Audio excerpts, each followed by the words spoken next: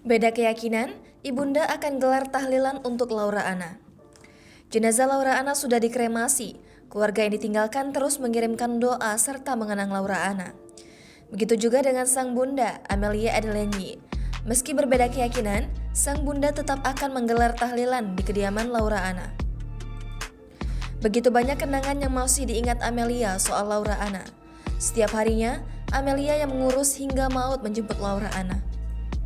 Amelia memohon maaf atas kesalahan sang putri, baik yang disengaja ataupun tidak. Laura Anna meninggal sesaat sebelum sang bunda menyuapinya bubur.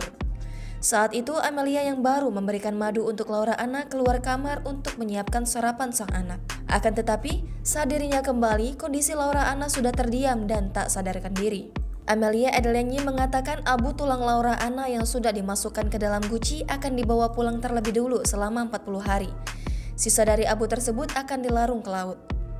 Laura Anna lahir dari pernikahan Amelia Adelenyi dengan pria asal Hungaria, Gabor Adelenyi. Amelia Adelenyi pun menjelaskan alasan abu tulang Laura dibawa pulang ke rumah terlebih dahulu selama 40 hari. Jangan lupa subscribe, share, komen, dan like ya!